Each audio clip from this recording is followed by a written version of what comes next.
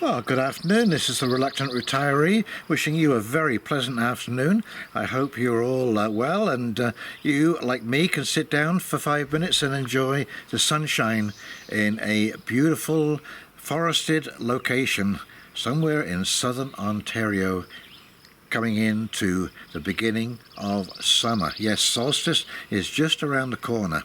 And so, yeah, pull up a chair and spend a few moments if you like, because I'd like to talk about the whole idea of homesteading, finding places to stay, things that you can do. I did a video on budgeting. Well, these are things you can kind of do to help cut your rental costs of living. And so this is, as I say, my summer location. I stay here for 6 months, from April through to the end of October, and it is an absolutely wonderful location. But you know what I've seen so far, because this has been the 4th location that I have found, and the first one was great. Second one was a bit of a disaster. The third one, well, it was so-so, but could have gone either way, basically just because of the quality of the land. And, I thought that I would be moving into more of a permanent situation on these places, and all 3 turned out to be, well, not quite that way. And 2 of them were because the properties were sold, and the third one was basically shall we say, a clash of opinions. Because, if you want to stay on someone's property, especially if you want a homestead, there are some problems that you can really seriously run into. And one of them is owners that know absolutely nothing about farming or their property, but insist on telling you because they're the owner on how it's going to be. Won't take any advice, completely insular, closed-minded, and get upset or angry when they don't agree or you don't agree with them. So no communication, no conversation, and there are people out there like that. And that is what prompted the purchase of this bus, is because when you can leave a situation at a moment's notice, you have basically covered that base right there. You could just say thanks, but no thanks. And of course the other thing too, very, very important, that was with the mistake that was made with the 3rd situation I was in with the tiny home there. Have a contract before you even move on the property. Have a contract in your hands that clearly states what you both understand this relationship is going to look like, how it's going to work, how you're going to resolve disputes. You see, that situation for me was that person was part of a emergency prep group, and so he was liked and trusted. And when it turned out, it didn't, what was said was not lived up to. And that made life very difficult, and I should have known better. I'm old enough to know better, but I'm saying to you now that if you are moving into what you think is going to be a long-term situation, before you even set foot on that property, you make sure you have your terms, rights, concessions, whatever it is, written down so that you both clearly understand what is happening and what is being said. Big issue there, big issue. But on the other hand of things, I have known many very, very decent owners who ran into difficulties, and they won't, encounter them again or be so generous because the people that came onto their property were a walking disaster. They didn't tell the truth about who they were as personality tapes. They left a mess where they were living. They wouldn't keep things tidy. They didn't want to help out. So it's a two-way street.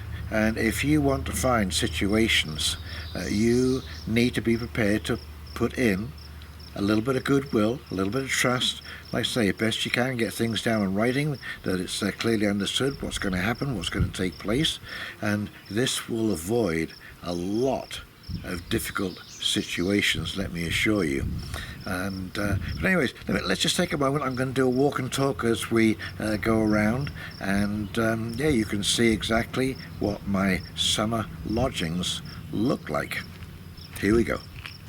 There's Jasmine just lying in the sun, and there's my dolly all prepped up and ready to be renovated there. I'll be doing that as soon as they change all of the filters on the bus. 2 minor repairs, then that will be most of my outside work done. But yeah, that container is my workshop in there. Absolutely fantastic.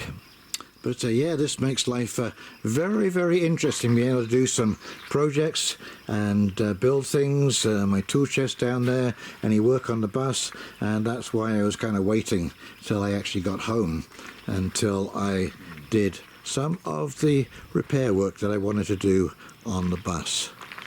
But yeah, as you can see, I've got quite a bit of space here, and of course the best bit is yet to come.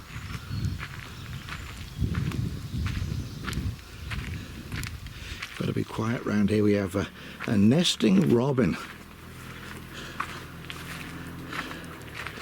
above the power outlet. She has, I think, 3 or 4 babes in there. But yeah, a little robin. We'll be seeing some bouncing robins soon.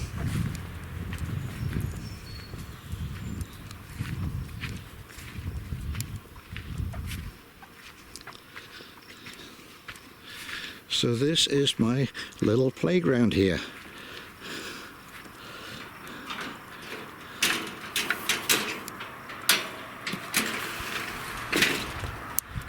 This field was like a jungle when I first got here. Knee-high grass, and last couple of years I've been mowing it down and overseeding, and I finally got all of this netting around the edge of the field so that the chickens have somewhere to run outside. These are our Wyandottes. When I first came here, I had six chickens with me. One of the Wyandottes was sitting on a nest, and so he is a daddy. And she had 4 chicks. One of them was a rooster. He's now gone. So 3 of those hens are still here. And the original red sex link, one of them's over there.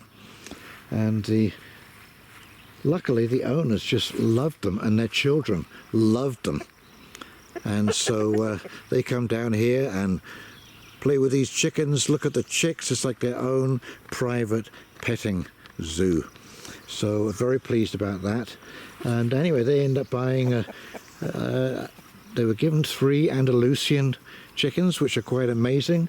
I think they're in the pen right now, in the coop. But yeah, yes, very nice little barn there. They're in there, and oh, there they are. There they are. Those white ones, those are Andalusian chickens, and they lay blue eggs. Poor old Jazz, she thinks they're her puppies, and she has to take care of them from all danger. The picnic table is a gift from a friend who's having a clean out next door, and so I put a lick of paint on that, so I'm just looking for a barbecue. And then the party will start. Well, not literally, but it means that I can have some friends over visiting, that kind of stuff, do a potluck out in the backyard here. There's a fire pit over there. But yeah, that's the other thing. If you're going to stay on someone's property, you better be well behaved. No drunken parties, loud music, upsetting the neighbors, all kinds of stuff like this. You want to be on your absolutely best behavior. If you're doing work for the owner, Absolutely. You had better be up and ready and willing to go. And that's another thing that happens here, is that there are several projects on the go. There are 40 acres of trails back there, and they need tending. But yeah, I work off part of my rent by helping out around the property and doing certain chores, shall we say. So part of my chores here on the farm is tending to the chickens.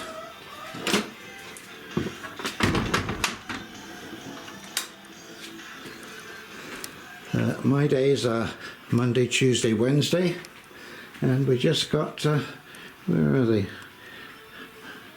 We just got two little barn cats. Here they are. Here they are.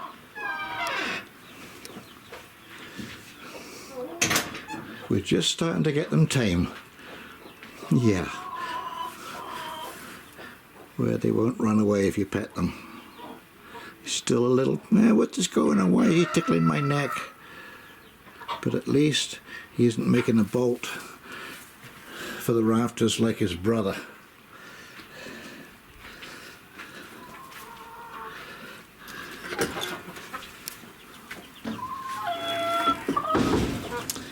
So yeah, it's my chore to 2 days a week clean that water. It's an automatic line there. And we have, where is that little chick? Where's that little chick?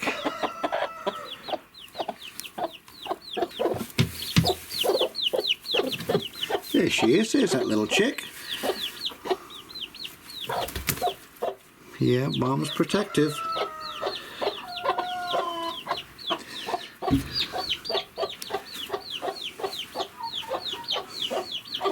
Just one egg so far today, but yeah, this is a little indoor house.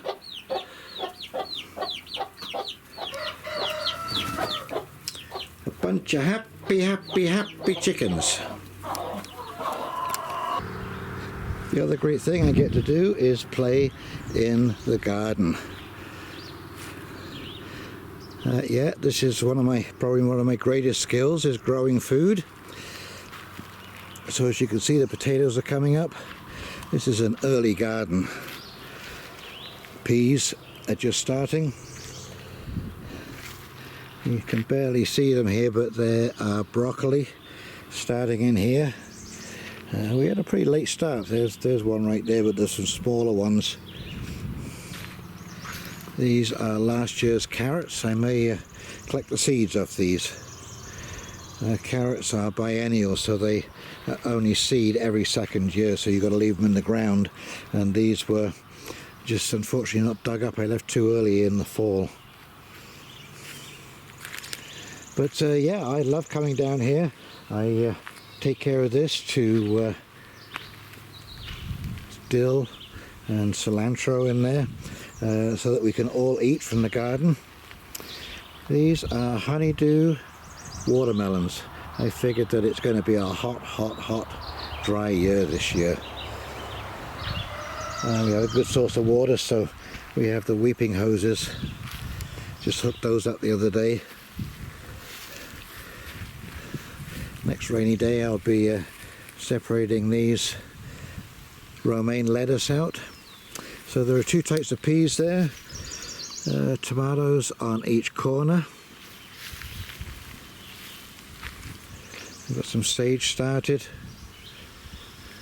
These are hot peppers, red peppers and yellow peppers.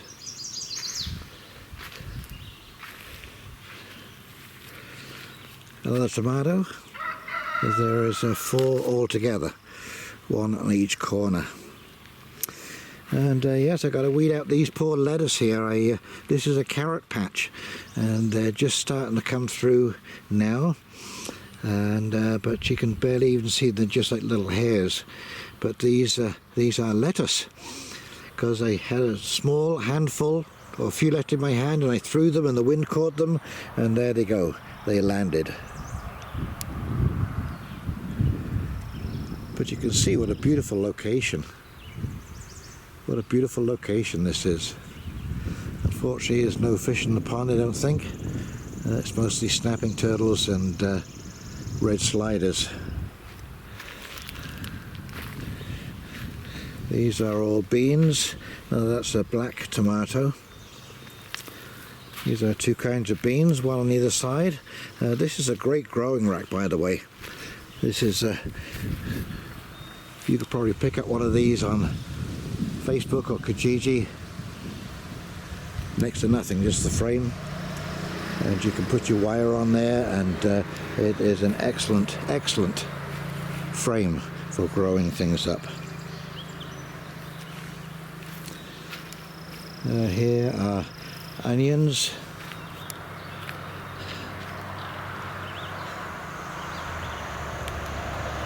bush beans,